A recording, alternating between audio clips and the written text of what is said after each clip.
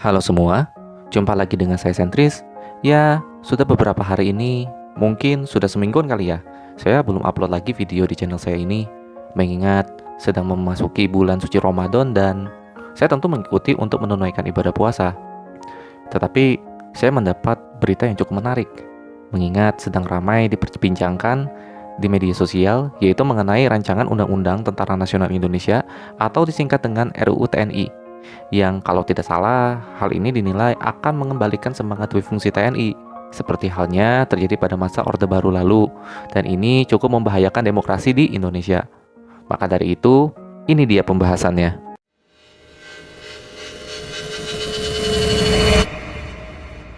Tentara Nasional Indonesia atau TNI diatur dalam Undang-Undang Nomor 34 Tahun 2004 tentang Tentara Nasional Indonesia. Tentara Nasional Indonesia pasca reformasi diarahkan untuk kepentingan pertahanan negara semata.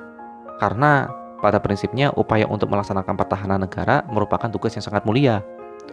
Tetapi ada hal-hal yang cukup menarik sekaligus menyebalkan, yaitu ada proses untuk merevisi Undang-Undang Nomor 34 Tahun 2004 tentang Tentara Nasional Indonesia, khususnya mengenai perluasan kewenangan TNI di luar urusan pertahanan negara dengan dalih penambahan jenis operasi militer selain perang. Kalau kita mengacu pada pasal 47 ayat 2 Undang-Undang Nomor 34 Tahun 2004 tentang Tentara Nasional Indonesia, bahwa prajurit aktif dapat menduduki jabatan pada kantor yang membidangi koordinator bidang politik dan keamanan negara, pertahanan negara, sekretaris militer presiden, intelijen negara, sandi negara, lembaga ketahanan nasional, Dewan Pertahanan Nasional, Search and Rescue atau SAR nasional, narkotika nasional, dan Mahkamah Agung. Jadi kalau ditotalkan ya ada 10 lembaga negara di situ gitu.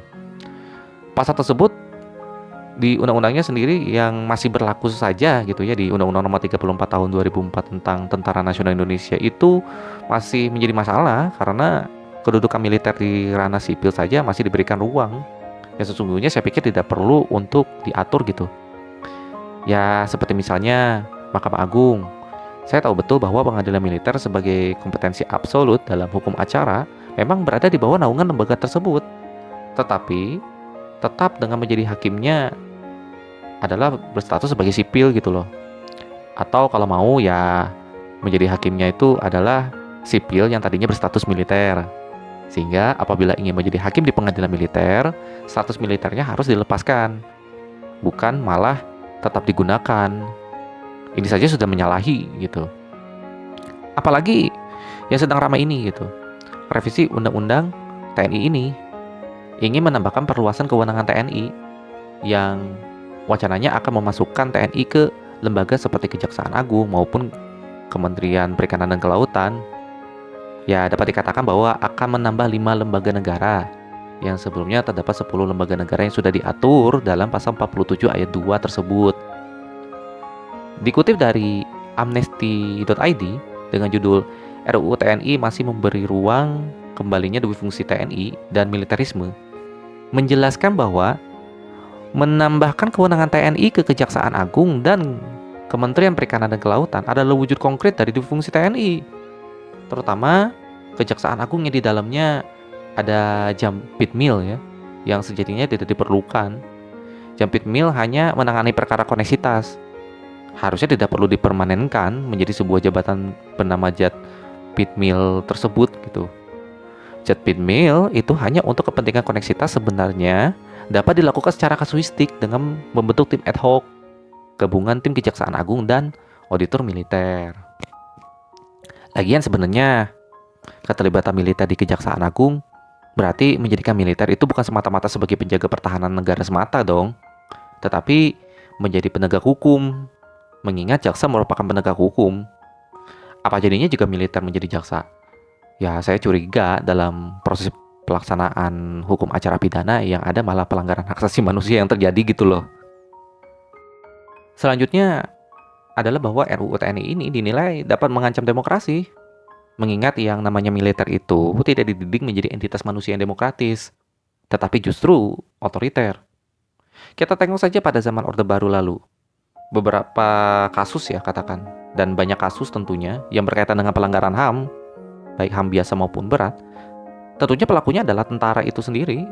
Seperti misalkan pertama gitu, tragedi Trisakti 12 Mei 1998, terus juga tragedi Semanggi pada tanggal 13 November 1998, peristiwa Tanjung Priok pada tahun 1984, penculikan aktivis 97 dan 98, pembunuhan Marsinah gitu kan tahun 1992, ya penghilangan paksa dan lain sebagainya lah katakan. Ya bagaimana tidak, militer didesain untuk melaksanakan pekerjaan di ranah politik yang tentunya syarat akan perbedaan pendapat dan kompromi terhadap perbedaan tersebut. Bahkan ya perdebatan itu suatu hal yang sudah lumrah dalam ranah perpolitikan gitu. Sedangkan militer itu ya harus sesuai komando dan sangat otoriter gitu. Penjelasan lebih lanjut mengapa dapat demikian gitu, yaitu dikutip dari hukumonline.com dengan judul 5 alasan keharusan pembahasan RUU TNI dihentikan, yang menjelaskan bahwa dalam negara demokrasi, fungsi dan tugas utama militer adalah sebagai alat pertahanan negara. Militer dididik, dilatih, dan disiapkan untuk perang. Militer disiapkan untuk menduduki jabatan sipil. Jika melaksanakan tugasnya di luar kepentingan pertahanan negara, maka akan menjadi pelemahan dari profesionalisme militer itu sendiri gitu. Lebih lucunya lagi adalah bahwa ya pada tempo.co dengan judul bahas RUU TNI di hotel, anggota Komisi 1 DPR klaim 40% isi daftar inventarisasi masalah atau DIM rampung dibahas.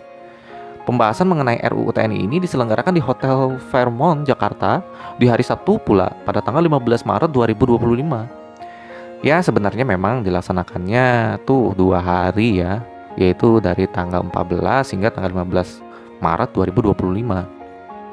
Tapi masa sih harus hari Sabtu gitu? Kayak diburu-buru banget gitu. Ada apa sih? Mana sudah 40% daftar inventarisasinya, masalahnya rampung pula gitu. Kalau dipikir-pikir lagi, kan hari Sabtu tuh mestinya libur gitu. Kok malah ngadain kegiatan tersebut gitu di hotel pula gitu. Ini menunjukkan bahwa secara politik jelas pada rezim saat ini yang dikuasai oleh Pak Prabowo sangat akan dengan militerisme. Ya gimana lagi, bahwa beliau berlatar belakang militer dan cenderung tidak demokratis. Terbukti pada masa kampanye 2024 lalu bilang bahwa oposisi bukan budaya Indonesia. Itu salah satu bukti ya gitu kan. Padahal kalau di negara demokrasi ya tentunya yang namanya oposisi itu udah keniscayaan gitu. Jadi tidak bisa diganggu gugat gitu, karena itu kan tujuannya untuk memberikan kritik kepada pemegang kekuasaan agar negara bisa berjalan sebagaimana mestinya gitu. Sebenarnya andai kata RUU TNI ini disahkan menjadi Undang-Undang TNI yang baru, maka akan bertentangan dengan Undang-Undang Dasar Negara Republik Indonesia tahun 1945, khususnya pasal 30 ayat 2 dan ayat 3 yang menyatakan bahwa, nah ini di ayat 2-nya ya, usaha pertahanan dan keamanan negara dilaksanakan melalui sistem pertahanan dan keamanan rakyat semesta oleh Tentara Nasional Indonesia dan Kepolisian Negara Republik Indonesia sebagai kekuatan utama dan rakyat sebagai kekuatan pendukung. Kemudian ayat 3 menyatakan bahwa Tentara Nasional Indonesia terdiri atas Angkatan Darat, Angkatan Laut, dan Angkatan Udara. Sebagai alat negara bertugas mempertahankan, melindungi, dan memelihara keutuhan dan kedaulatan negara. Mengacu pada pasal 30 ayat 3 Undang-Undang Dasar 1945 jelas bahwa Tentara Nasional Indonesia itu urusannya cuma di ranah militer yang tentunya adalah untuk kepentingan pertahanan negara semata, bukan ranah politik.